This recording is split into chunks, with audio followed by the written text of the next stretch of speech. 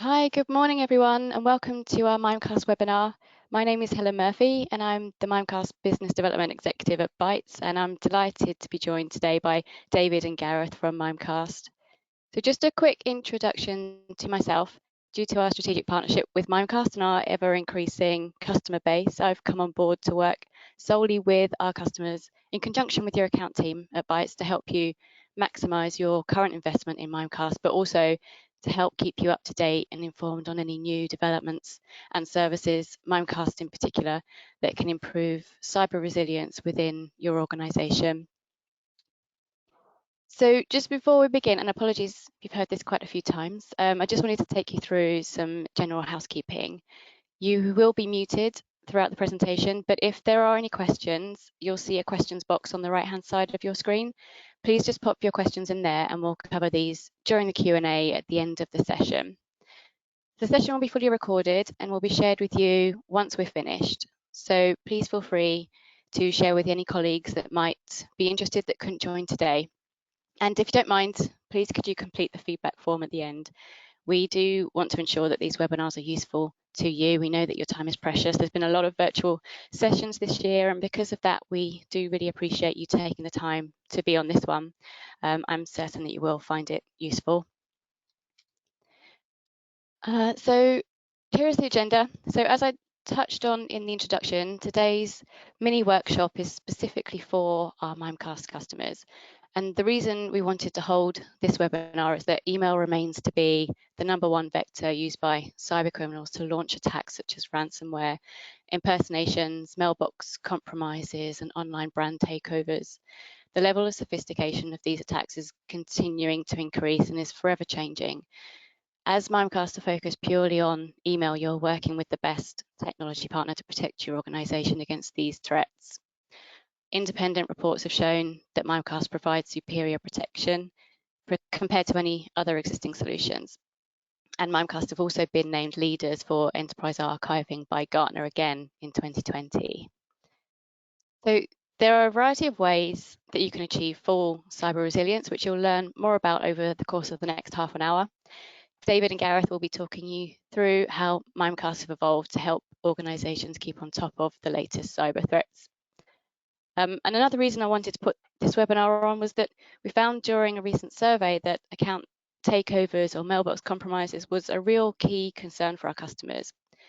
But we also found that 79% of our Mimecast customers currently don't have any internal email traffic being inspected by Mimecast under their service stay, but also, only 1/3 of respondents to our survey admitted to regularly training their users on how to spot an attack or advising on things to look out for. This is a concern as it's often down to human error that these attacks get in. And I've also found that 95% of our customers have access to targeted threat protection as part of their service, but some may have not fully configured this for a variety of different reasons. Hence the agenda point, do more with your existing Mimecast security email gateway.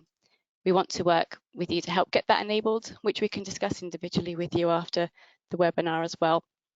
But we also wanted to bring your attention to other newly developed features introduced to help protect your brand and also wipe out email fraud. So I'll hand over the reins now to David and Gareth, and I'll be back for the Q&A session afterwards.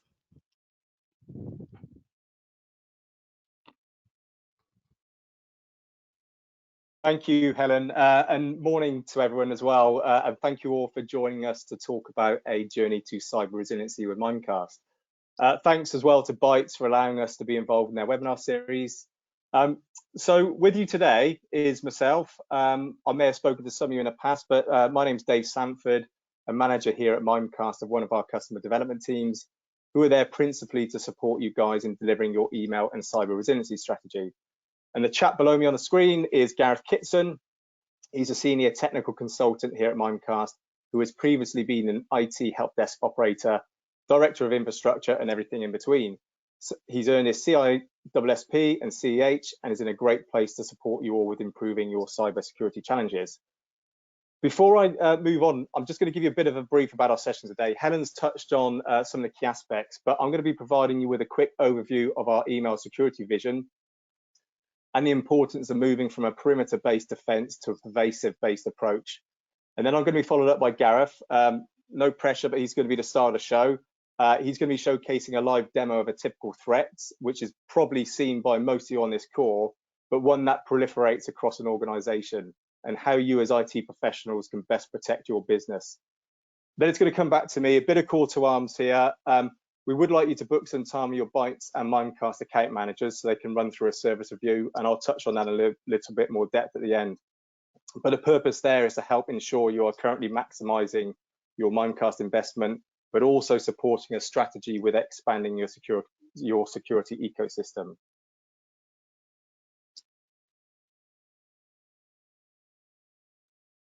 So the message there is simple, guys. We don't want any of our customers to get hacked by email at all. Now, if only it were that simple. I've had many conversations with maybe perhaps some of you on the call here, but many other customers where they've been consistently targeted by a number of threats out there. And the challenge really is because it's commonly known that email is the #1 attack vector for hackers, and we do generally see this all the time. And we know this because email is always on, and it is a trusted communication channel. So we as users and you as IT professionals have to be constantly vigilant, even more so now than ever. And that is particularly as the office boundaries are blurred somewhat. I was having a chat with a colleague only last week, actually, who happened to be speaking to a customer who mentioned that they no longer manage one office, they manage 1,000. Now, put yourselves in that scenario. It may not be 1,000 offices, but it may be a certain number now, because the work from home environment is now such a thing. The challenges you face are very different today than they were a year ago. So therefore, as attacks are constantly evolving, it's imperative that we at Mimecast help you customers to move from a perimeter-based security strategy to one that's comprehensive and pervasive, which should provide protection across the 3 zones. So if you just look at the screen on the bottom right, I've put the 3 zones there, zone 1, 2, and 3. I'm going to touch on those in a little bit shortly, but in brief, it really is quite simple. So I would just like you to think about, in your own environments, thinking about what protection you've got at your perimeter, what protection you have inside your organization, and also what protection you've got beyond your perimeter. So, but before I go on to that, I just wanted to give you guys a bit of an evolution of email security at Mimecast. Now, I'm going to show my age a little bit here, but if I take myself back to sort of late 90s, early 2000s, I was finishing my A-levels, going into university, and actually I didn't really use computers very often. Most of my coursework was done handwritten, which is surprising enough. But many of you that would have worked in security back then, ultimately your email security predominantly reactive and just there to kind of offer basic hygiene, so protection against viruses and protection against spam. And interestingly enough, actually, about the time I moved to Mimecast, sort of 2014, 2015, we really did see an uptick in advanced target attacks, and they were gathering pace. I had countless numbers of conversations with many concerning customers that were dealing with these advanced target attacks. We're talking spoofing, phishing, impersonation type attacks. And actually they continued right through 2018, 2019. Even now we still see those, but it's important that we have the protection in place as most of you have. Now, actually, as we've now moved to the present day and kind of to this pervasive approach, we're looking at ensuring our customers look beyond their perimeter. We have, and some of you guys on the call may have had discussions with us, but in the past 2 years, we have been having discussions around the particular protection requirements needed in this perimeter zone. But it's not until recently, with the acquisition of DMARC Analyzer and SegaSec, that we've actually been able to really guide you guys on that journey. The challenge here is because we're seeing attackers resorting to a new method of attack, which can unfortunately punish your company's brand and reputation. So this is what led us to come up with our email vision, which is Email Security 3.0. And some of you guys on the call may have already heard about this, but I just want to kind of give you a very high level before I pass over to Gareth. But simply put, if you can imagine this logo area on the left here, we're going to look at this from the sort of perimeter perspective, so you can kind of visualize exactly what it's like in your own environment. So zone 1, at your perimeter, this is more commonly known as the secure email gateway. You guys know this. This is kind of bread and butter from a security perspective to you guys. We are aware, and we know this, and I'm sure you are on the call as well, the attacks on zone 1 are relentless. most of you on this call had probably originally called upon Mimecast to protect your perimeter and are utilizing our targeted threat protection to do so. And that is again protect you from the attacks like weaponized attachments and phishing, etc. You guys have got this. It's hugely important that you continue to have that perimeter locked down and in place. But then as we move into zone 2, we are still having conversations with customers and who still have many gaps inside their network, inside their organization. So this is really a move from the perimeter to inside your network. So again, I want you guys to kind of just visualize your own environment and think about where you may have gaps, but also actually potentially where you're already fully protected, so you know that this zone 2 is locked down. It's easy to kind of sort of try and think about this when you think about where these challenges lie, and typically they are compromised accounts, a careless or malicious insider, where unfortunately they can use your company's email to send concerning content inside and out. We've seen this. Some of us on the call who may want to own up to it perhaps have done this as well, where they sent information laterally throughout a business, or actually more concerning, outside of an organization, and that's what we want to try and stop. We want to stop sensitive information or information that shouldn't be going out of an organization from doing so. And this is where Mimecast Internal Email Protect solution is designed to apply that best practice security inspection on internal and outbound email. Now, we need to go one step further though inside your network and organization, and I need you to think here about your own employees and your users. We want to make sure that your users and your employees are allies of your security organization rather than being termed the weakest link. I'm not sure, to be honest, actually, I'm not sure I like the term weakest link, because it infers that we are the weakest link of an organization. The sad fact is, and many of you may have heard this, but 90% of security incidents do start with a user. And unfortunately, whilst we don't want them to be the weakest link, they can inadvertently become one. So if only we can make every single employee super vigilant, and this is really where Mimecast Awareness Training Solution is designed to help our customers. We want to make sure our users, or us as individuals, are hyper vigilant from all potential threats. And that is why it really is imperative we train them and we measure our risk as an organization so we know where to improve. Zone 3. Now, as I could have touched on a slide ago, we have been having these discussions for a couple of years. Now, some of you on this call may well be already thinking about your own environment and where you currently sit in terms of your protection beyond your perimeter. And that's a great thing to do. But now Mimecast has moved into this space, but with the recent acquisitions, we can really help support you, have those conversations alongside you. But it's in this zone that attackers will fraudulently use your company's brand to steal sensitive information or money, doing significant brand damage in the process, and we want to stop that. You as customers can now use DMARC Analyzer to help protect domains that you own, and Brand Exploit Protect extends that protection to domains that you guys don't own, allowing you to prevent or quickly remediate brand impersonation attacks. The purpose of offering the protection across these zones is really to help you build out a comprehensive security strategy. Now, we do go one step further, as I've just sort of highlighted at the bottom of the screen. We have an open API that can be integrated with a vast array of vendors. I've only caught a small snapshot there of a few vendors there. The actual list of vendors is growing, it's ever increasing. And so if you're not sure, do please reach out after this call or reach out to your Bytes or Mimecast account managers. We can guide you through who we're currently linking up with. But the important thing here is that by sharing that data via dashboards and APIs, we can help our customers' IT teams and their overall security system become smarter, which extends your security investment. We at Mimecast do believe we should be strengthening our joint posture to protect you, creating a wider security ecosystem. So that's it for me for now. I hope I've just given you kind of a brief high level. I'm sorry if some of you guys have seen this, but I think it's important to kind of give you just a flavor of our vision, our approach to email as we see fit in the sort of current climate. I'm going to pass you on to Gareth. So Gareth's now going to show you an example of a typical attack and how that can proliferate across an organization and what you as an organization can do to protect yourselves across these 3 zones. So without further ado, I'm going to hand to Gareth. Thank you.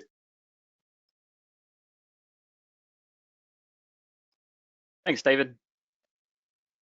So I've shared my screen now. Thanks for the overview there, David.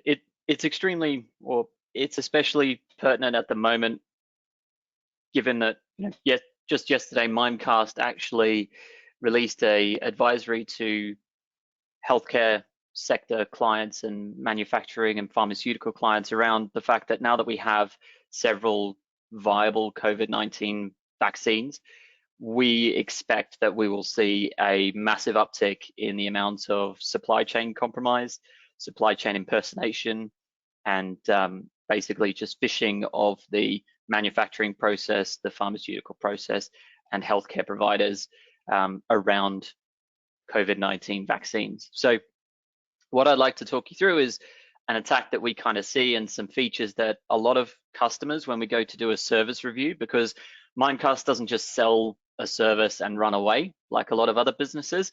We like to work with our customers, understand their environments further. Once they've implemented and they've been running for a while, actually go back, revisit them, find out how they're using it, making sure that all the features that they've bought and all of the functionalities that they've been provided, they're actually using and extracting value from. So one of the common pieces of functionality that we see our customers actually have turned off is our targeted threat protection protected view. So when you look at my email there, you can see very plainly that it's a suspicious message, and it's super easy for the end user to report that as phishing. If I wanted to just click the button and report that as phishing. Now, the magic that's getting that done is actually the Mimecast for Outlook add-in is installed on the machine, but it actually gives us a little extra control over this message. So for instance, I can't forward this message because it's a suspicious message. It came from an email address that's very similar to my own domain. It's .co instead of .com, trying to impersonate our own employee health surface. And it's generally, mentioning fishy type things around COVID-19 symptoms. It's got some WHO logo in here instead of, and it's not actually coming from the World Health Organization, those kinds of things. And I can't reply to or forward this message. Now, to get that done is extremely simple. Within your Mimecast administration console, all you need to do is go to Administration Services Applications, choose the application settings that's applicable to your users, and then tick the box for suspicious message alerts. That's what gives you that lovely big red banner. And leave the box for forward and reply to suspicious messages unticked. Enable protective view is actually, you can't really see it when a user is looking at the message, but the protected view stops the user from highlighting the email address. So I'm clicking and trying to drag and highlight the email address and the message subject to copy and paste that maybe. But it also stops us loading the images directly into the user's machine. So we're actually creating this view for them instead of downloading those images directly to the user's Outlook. Also, when you click links in those suspicious messages, when your users click those links, they'll get yet another prompt to say, hey, are you sure you want to open this link, right? And then, of course, if they continue to open the link, that'll then open in their Chrome. Must have clicked cancel by mistake. That link should then open in their Chrome, and they'd be blocked by Mimecast URL protect. There we go. So if you had a savvy user that you weren't blocking the ability to forward those messages, they could then go and take that malicious message with that malicious link, go kind of around the IT filters, and if they forward it to their own personal inbox and then click the link, Mimecast might not be able to protect that unless you have something like web security, right? This is where the app, the API and open ecosystem really comes in, because we don't want to require you to have Mimecast web security. Of course, it's a great product. We'd love you to expand your portfolio with us. But of course, you can get this done if you have your own tools, like if you had a Splunk or a Logarithm or a QRadar or an Alien Vault or something, some kind of SIM solution that was looking at the malicious links, that were getting a feed of the malicious links in your emails that were being clicked. You could then potentially pipe that into a CrowdStrike, a Palo Alto EDR, a Trend Micro, into your block list, so that you don't have to buy everything from one vendor. You can, of course, mix and match all of your best of breed or solutions that you already have in place. We don't want to lock you into the Mimecast ecosystem. Of course, things do work well together when you're looking at the Mimecast ecosystem. For instance, when I look at the URL protection logs, one of the things that we had administrators kind of tell us was that, you know, it's very difficult for them to have a look at and to process requests from users that are saying, hey, you know, we're not happy that this link has been scanned as malicious. We need to, you know, we need to get to the end of the site to be able to do our job. So the ability for administrators to then kind of copy and paste that original link before it was clicked and take that to an air-gapped system somewhere that it doesn't matter if it gets infected, or looking online for one of those take a screenshot of this website services that are free to try and figure out whether this link is actually malicious, whether we consider it to be malicious or not as a business, because sometimes that's a very personal type of risk appetite conversation, right? Whether you're actually willing to accept the risk. So what we did at Mimecast is actually create a full browser isolation solution so that administrators can click on any of the links within the URL protect logs, and they can then actually look at that end site and interact with it in any way they need to without actually opening that site on their own machine. So we're opening this site in our data center, in our secure location, and we just beam the video back to you. Of course, there's controls around not being able to enter text on the page, so you can't give your credentials away. And if you wanted to apply this to end users, when they click on links that we scan to be okay, so we scan them and see that there's nothing actually malicious on the page, but we don't categorize the page, it's pretty new from what we've seen, we can force them into this browser isolation solution as well, so that they can't possibly give away credentials, but they can still browse the page. And if there's information that they need to get off the page, they would still be able to browse the page, click any links and those kinds of things. So just some new functionality there available from Mimecast to help make your admins' lives a little bit easier. Now, if these messages did land into my end users' inboxes, I probably want to take them out. Here's some more enhancements for those IEP customers that you might have missed. So for our internal email protect customers, where we protect that internal email flow as well as outbound email flow with URL scanning, attachment scanning, and DLP, we can also reach into those user mailboxes and pull out emails that we deem to be malicious. So if something like this COVID-19 email does get through into your organization, which, by the way, I had to release this message as an administrator just to see it in my inbox. What you could do if you are getting a lot of help desk tickets come in to say, hey, is this safe or is it malicious? To head those off, you can now search by file hash, which you've always been able to do, but you could search just from the email or domain that the emails have come from, or the subject and the time frame. So that means that you can make it a lot easier on yourself to be able to pinpoint those messages, figure out which ones you need to delete, and actually tick the box to hit remove messages. Previously, when you searched for messages, you would have to remove all of the messages that you found in your search results. Now you actually have a per result ability to remove those from end user inboxes. And if it was an internally sent item, it's going to delete it from the end user's sent items as well. We hide it in the archive if you've got archiving with us, so that the end user can't just go to the archive and grab that malicious thing back out. But if the administrators need to continue investigations and things like that, it's still available in the Mimecast archive for administrators. And of course, if you have an overzealous administrator who has removed something that they shouldn't, you always have the ability to put that back. So we've already talked through these these impersonation protection options. So make sure you turn on suspicious message alerts, turn off forward and reply to suspicious messages, and that protected view enabled to help protect against things being downloaded. What else we're doing, if you've seen the threat dashboard, everybody with targeted threat protection and above. That's what it used to be called. Now it's called perimeter defense package. You will have access to your threat dashboard. Now, today, your threat dashboard shows you your safe score, and that's a measurement of how many attacks are coming into you, how many emails have viruses and bad attachments, and how many emails do you send and receive that aren't malicious, right? So it's just a measurement based on those two things.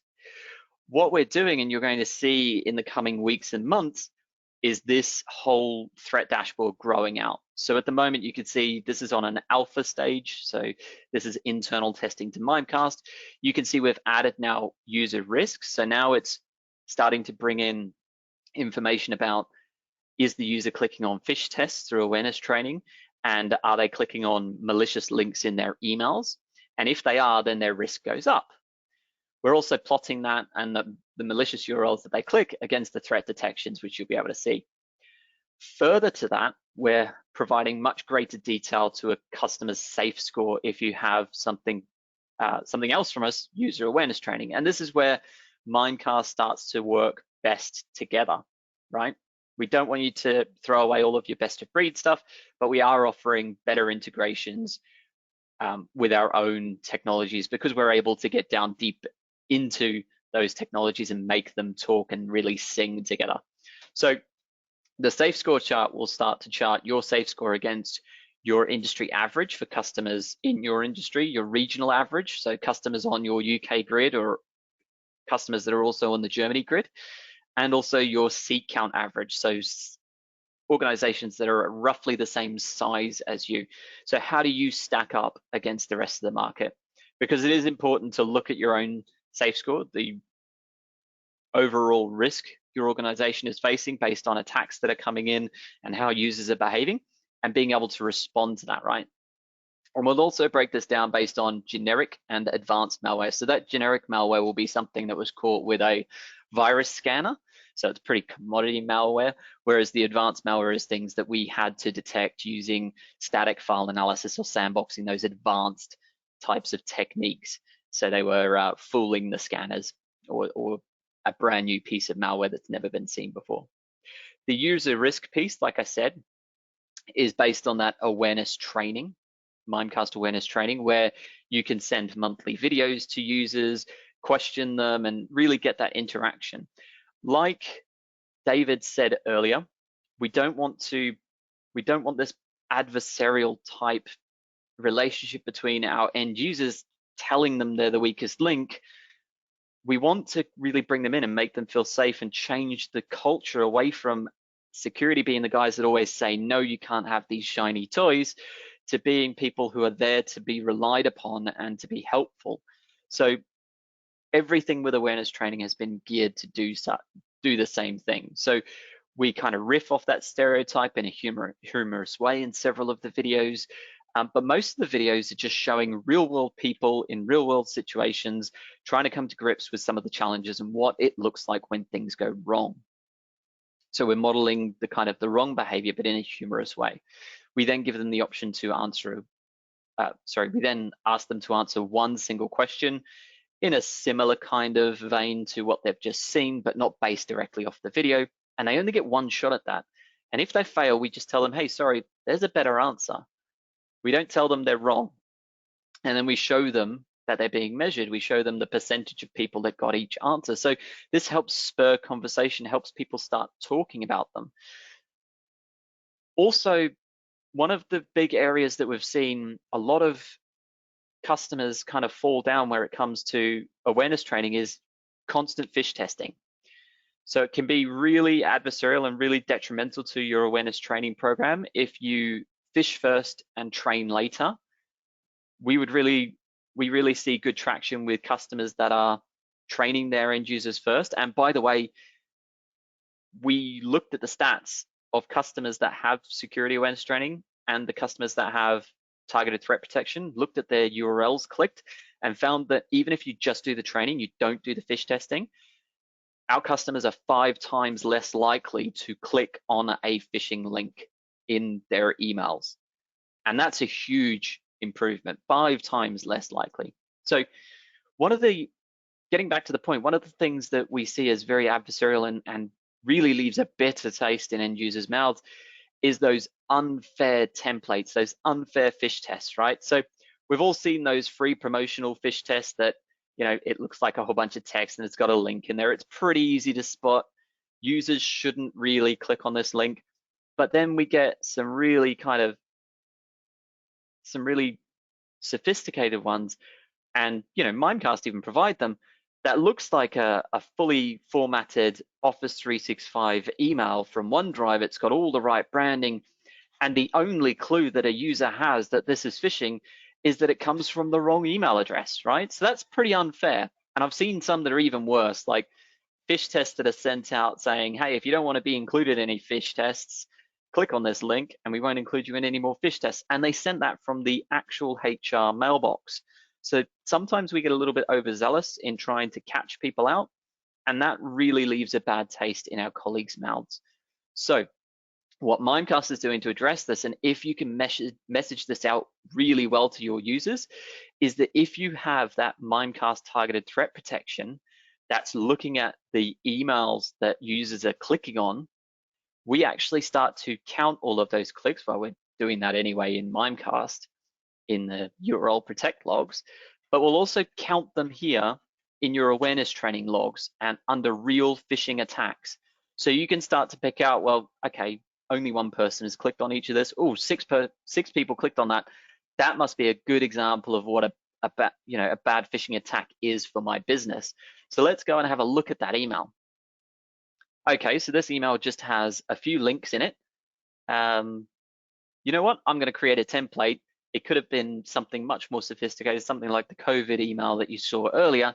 I can just go ahead and create a template and quickly take what was really actually phishing and replay it back to my users as a phish test, making sure that, you know, I'm not unfairly testing my users. And if you message that out to your users properly, they will certainly appreciate the fact that you're using real phishing that they could see potentially, instead of just creating what you think they're going to fall for. Now, if that attack was, just like you saw, hosting a website that's trying to impersonate my brand using all my branding, and it's trying to collect my users' credentials, I probably want to knock that offline. And that's where something like Mimecast Brand Exploit Protect can help. So we'll detect live attacks against your site. We can upload basically a tracker to your website to see if somebody's cloned it and copied it wholesale. We're also scanning the internet for any instances of using your brand and looking for your brand misuse, looking for your domain trying to be spoofed and things like that.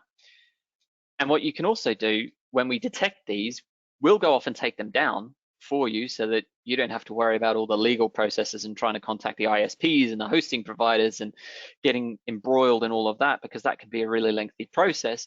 We'll go and take it down, and our average time to take down is about 3 hours. So we can take things down very, very quickly because we've made all of those relationships. We know what a takedown request should contain, and we do this every single day, so we're able to send them out very, very easily and quickly. We can also block the sender domain. So because we know that this email, this domain that was created does have MX records, that's a really good indicator that not only are they going to send me in email trying to impersonate my domain using 228.co instead of 228.com, but they're also expecting replies back. Okay, you only need an MX record. If you're a phishing person, bad actor, you only need an MX record to route email back to you. You don't need it to actually send out phishing email, right? So importantly, these guys are expecting to be responded to. So first thing I'm going to do is I'm going to block emails from 228.co. Just don't even allow them to be sent into Mimecast. Also, I'm going to block URLs which use the domain, because I don't own this domain. There should be no URLs that use this domain being used in my business. So I don't want any URLs that might be already in a user's mailbox to be able to be clicked on. And of course, if they have web security, we'll block it there as well. David, how was that? Wow. Did I stick to my 10 minutes? Yeah, there or thereabouts, but no, thank you. Thanks, Gareth. And it was like you can just see from that the challenges that our customers and you guys on the call face daily with the sort of attacks that can come in, and actually how do you best protect yourselves. I do have one question actually, so we will be going back to Gareth just for this one question, because interestingly enough, what I noticed was this attack was detected because it was an impersonation attack with a similar domain, so that's that .co piece, but we are still seeing legitimate domains being spoofed. So how do we protect against those? Yeah, absolutely. So if an attacker tried to maybe phish me internally using my own email address, so my own email domain, Mimecast actually protects against that. And that's another thing that we actually see in those service reviews that customers sometimes have misconfigured. So whenever you add a new domain to Mimecast so that we can secure those emails for you, inbound and outbound, what we will create is an anti-spoofing rule. And what that generally just says is, I know where these emails should come from, right? And if they get sent into me from any of these domains that I have, from anywhere other than my accepted outbounds, if they come into Mimecast, I'm not going to accept these messages. So I'm not going to let them get sent to my internal users. Of course, we often, with service reviews, we see these being turned off because a customer will go and use something like Salesforce or SurveyMonkey or some other service that does need to email into their end users. But what I would ask is, please don't turn those off. It's really important that you provide anti-spoofing to protect your brand being impersonated into you. Instead, create an SPF-based bypass so that you can add any of the domains that do need to send on your behalf, and you can add in their infrastructure really easily, so that if we do see an email coming in for your domain to be delivered to your end users, that's coming from Salesforce, or it's coming from Dropbox, or it's coming from SurveyMonkey. If it's coming from their infrastructure, just add in their domain here, and we can then make sure that it does get delivered without turning off those important anti-spoofing rules. Now, if you wanted to protect your brand against spoofing to your customers or your supply chain partners, that's where something like DMARC comes in. So being able to tell your recipients, so whoever's receiving your emails, what to do if it doesn't come from an authorized sending source using SPF, or an authorized sending source using DKIM signing, then what should you do with it? Should you just put it into junk mail? Should you put it into, or should you just reject that outright? Now, it's a highly underused service. It's actually completely free to use DMARC, but the problem comes with customers, and the reason why it's not as widely adopted as it needs to be is because it's difficult for customers to understand what infrastructure they have in place at the moment. And that's where something like the DMARC Analyzer comes in. So being able to look at all of your sending sources and understand, where are my emails being sent from? Where do I need to add IP addresses and services to my SPF record? Or where do I need to, migrate from non-compatible sources like Trustpilot to a different compatible source, or maybe implement a subdomain for sending from Trustpilot, so I can continue to provide that protection for my primary domain.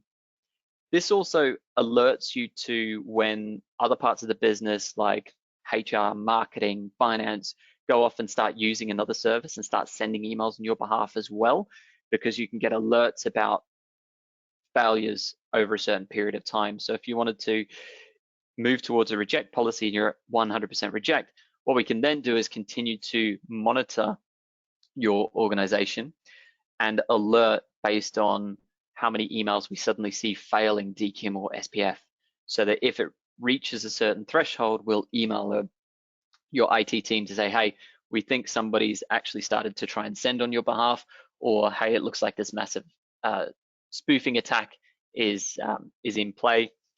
Maybe you should take a look at this and maybe see if this is just a department that's not taken the normal IT approach.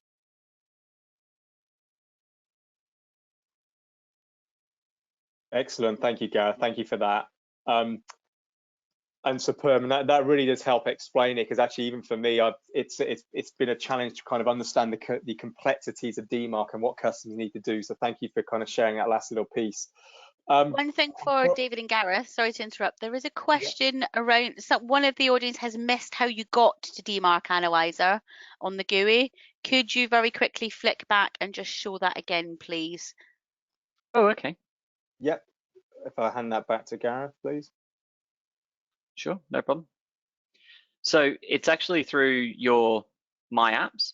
So if you purchase the Mimecast DMARC Analyzer toolset, then you will be able to find it within your app launcher. So when you log in, if you go to login.mimecast.com, log in using your administrator credentials, when you click that icon, it'll take you through to DMARC Analyzer. If you're in the administration console, there is the app switcher up here. It just looks like some square tiles. If you click on that as well, you can get to DMARC Analyzer there. Again, the DMARC Analyzer service isn't free. Implementing DMARC is. So implementing DMARC is all about just updating DNS records, which you have 100% full control over. DMARC Analyzer is about understanding your sending sources and figuring out how best to get from your initial, I want to implement and find out where my infrastructure is, to a 100% reject policy where you're rejecting any emails that are hitting your customers, hitting your supply chain partners that have been sent from illegitimate infrastructure. Thanks, Gareth. And before actually I move on, and I may just add there, for that particular customer, if they don't have it, then you can actually reach out to your Bytes and Mimecast account managers and run a proof of concept with it. So if you wanted to test it out and see whether it's of use to your environment and whether it's something that you want to look towards implementing, then yeah, do reach out and we can kind of work with you on a proof of concept there. So last little bit from me before I wrap up and hand back to Helen. I promise I'll only be 2 minutes. I think we're kind of close to our time limit, but just a little bit of call to arms for what next. Do reach out to your Bytes and Mimecast account managers at some point over the next week or so and book yourselves in for a service review. If you haven't had one of these before, they are designed to provide you with an overview of your current Mimecast services, how well utilized they are or perhaps not. Also kind of give you some guidance on up-to-date statistics of what we're seeing in terms of your mail flow and the threat protection that you've got in place and deployed.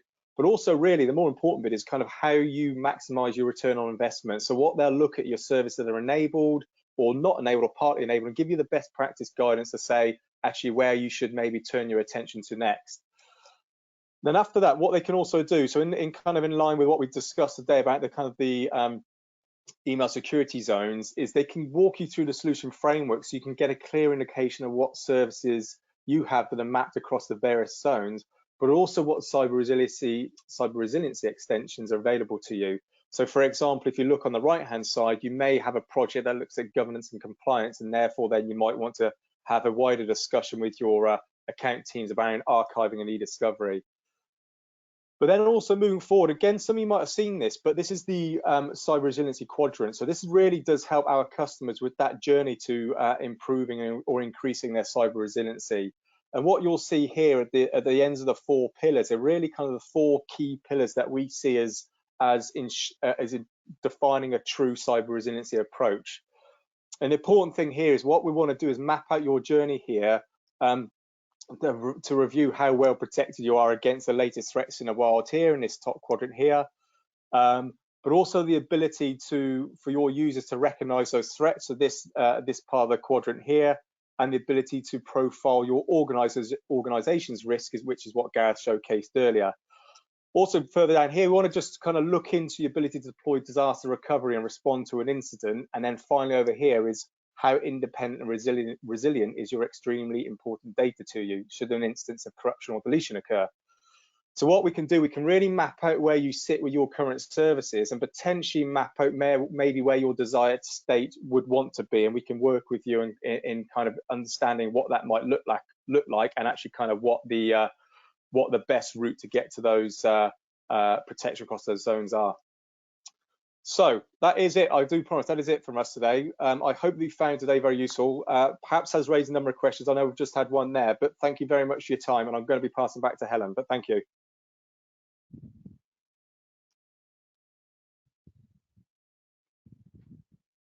Fab. Thanks very much, David and Gareth. I hope everyone found that as useful as I did. I'm just going to run through some of the questions that we've had.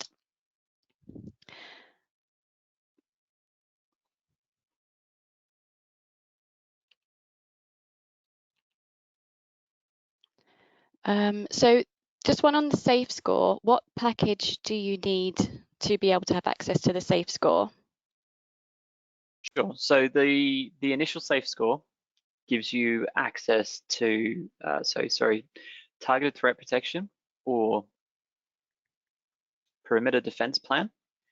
Those give you access to the initial safe score that just talks about how much you're being attacked versus how much good stuff that we're seeing come in. So how many bad attachments and in the future bad URLs that your users clicking compared to how many good URLs come in and how many good emails come in. If you wanted the extra safe score where we start to then show your company risk against your region, your industry, and your seat size peers, and then break down that user risk around their awareness training engagement, their risk around what phishing emails they're clicking on, as in phish testing emails, and their sentiment towards security, then you would need awareness training in addition to the Mimecast perimeter defense plan. So you could buy that as a single add-on, or you could upgrade to the pervasive security plan, which includes Mimecast awareness training to train your users, as well as everything in perimeter defense and internal email protect with that threat remediation reaching into mailboxes and pulling bad emails out. Perfect. Thank you. I hope that answers that question. Another one. So could I add my own content to the security awareness training? Absolutely, yes. You can. So if you wanted to use your own kind of video, you can absolutely do that to provide training. You can upload documents that you want users to look at and review, or links to acceptable use policies. You can even upload, you know, when I said about when they answer the question, it tells them if they got it right or wrong. It also shows them a little GIF, which we've put a whole bunch with our own, you know, actors that star in the videos. But you can actually record your own GIFs if you have a CIO or a CISO or a CEO that really wants to get out in front and drive security awareness from the top. They can actually record their own GIFs of them looking sad when you get it wrong, and them looking, you know, really cheerful and happy and celebrating with you when you get it right. So yes, absolutely, you can upload your own content. Fab. Thank you. Just another question, is there a plan to build in contextual awareness or machine learning functionality into Mimecast in the near future? Yes, there is. So you might have seen a couple of months ago, we actually went and acquired another piece of technology. So Mimecast isn't typically a particularly acquisitive organization, but where we see really sparkling technologies like static file analysis, and again with message control, and the awareness training was originally an acquisition as well. You know, we saw that message control had some really, really good machine learning tech. They had some really good solutions to common problems around, you know, not leaking information through email trackers that are being included in your emails. So when you receive an email, people can know whether you opened it, whether you clicked the link. They can know a whole bunch of different things, right? So being able to silence that, being able to stop those signals being sent back out of your organization, because that can be part of a bad actor's reconnaissance, as well as those misaddressed emails. So if you get an email in that, you know, has a big chain, but the person that just sent you isn't in that chain, we should be able to identify that and warn the user to say, hey, this person hasn't previously sent you an email and hasn't previously been included on this chain. Maybe you shouldn't reply to them, or be careful what you do reply to them, as well as when you're sending an email, if you misaddress that email, being able to identify that before you get some kind of a mistake or a slip up and it unfortunately gets emailed personal information or sensitive information to the wrong person just because you've put in Greg Davies instead of Gareth Davies, right? So all of that technology, we're working really hard to bring that into the Mimecast platform. We don't want to create solutions that are siloed and that you have to log in somewhere else and configure it over there. We want you to be able to use all of the Mimecast tools from the Mimecast platform. So it's taking a little while to get in, but once it's in there, sort of hopefully middle of next year, middle of next calendar year, then there's just so much more functionality in misaddressed and silencing and great ways that we can help our customers to avoid those information disclosure incidents. Okay, just another one for the Mimecast team.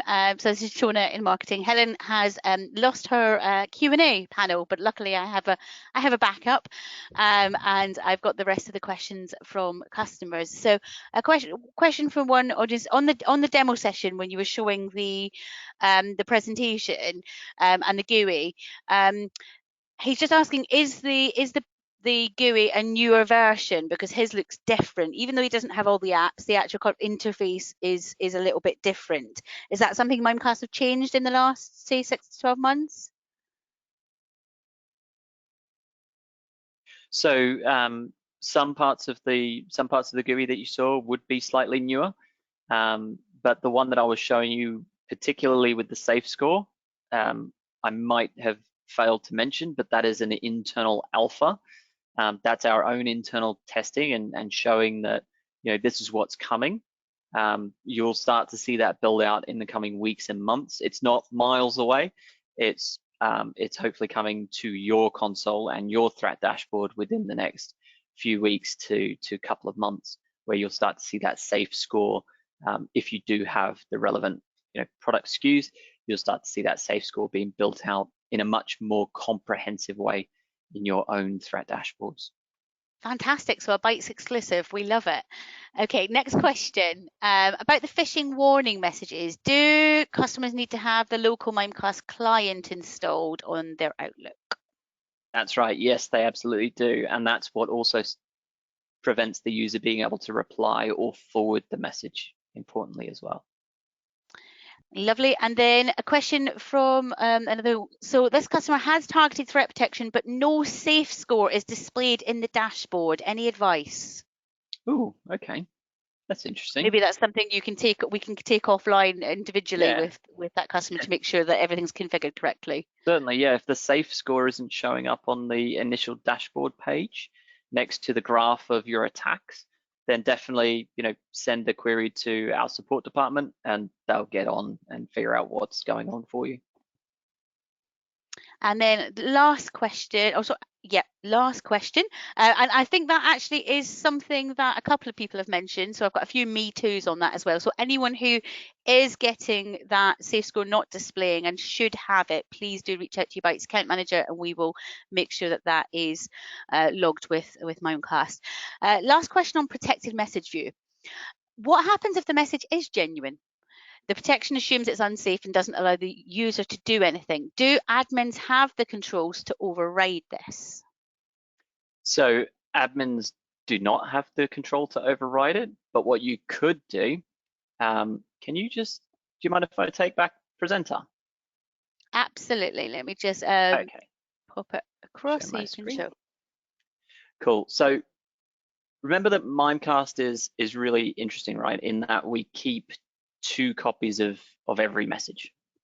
So with that message that was sent down that was protected and stops the user from clicking on the link, forwarding the message, what you could do, because remember we keep 2 copies of the message, we keep it exactly how we received it, and we also keep it exactly how we delivered it to end users. So if they said, hey, I really actually need to respond to this message, then just go to the received view and choose to forward it to the normal recipient, and it will send them the original copy of that email. Obviously, don't do that with anything that's malicious, because you're going to send them the malicious links that are unprotected. But if they need that original copy, as an administrator, you can absolutely do that.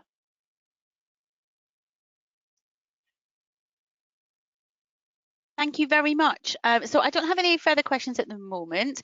I'd just like to take the time to clarify one thing. Something else to clarify, of course. Yep. So the threat dashboard, the new safe score here, is brand new. You'll see this within the next few weeks or couple of months. In the overview, everybody should be able to see their safe score here on the left-hand side based on the amount of bad attachments they're currently getting, and you'll start to see URLs be included, you know, when it's ready in the next couple of weeks or months. That explains some people perhaps not having the detailed view quite yet. So fantastic. Well, thank you very much, David. Thank you very much, Gareth. Thank you very much, Helen, as well, for taking us through this today. Okay. Thank you, Shona, for jumping in for the questions. The dove from above strikes again. Absolutely. If anyone has any additional questions that have just occurred to you, you know, during the Q&A, please just take a minute to type them in. We still have a couple of minutes left, and we'll cover those. Otherwise, just to reiterate that the session will be recorded, including the Q&A. So we will make that available within a day or so across to you to share with your team, as well as any necessary slideware from the webinar. Do reach out to Helen and Mark and the team at Bytes to make sure that you're taking advantage of the offer of your service review, just to make sure that you've got, you know, that confidence that your Mimecast is being deployed to best effect, and some good steps to take in the future. And then last but not least, I believe we promised you lunch. I will be making sure that anyone who attended today is sent tomorrow a Just Eat voucher to your email addresses that you can redeem to treat yourself to a midweek lunch or indeed dinner on us. So watch out for that tomorrow in the follow-up email as well. And that, yeah, any direct issues with SafeScore or other bits of the dashboard that should be displaying that aren't, please do bring them to us, and we will help with anything with Mimecast, and the Mimecast team are available there to make sure that any issues that you're facing with your Mimecast at the moment are addressed promptly. Thank you very much, everyone, for attending. Thanks again to the team at Mimecast for giving us that presentation, and we hope to welcome you to other future best practices and customer events soon. Thank you, everyone. Thanks for having us. Thanks all. Enjoy the rest of your day. Thank Speak you. soon.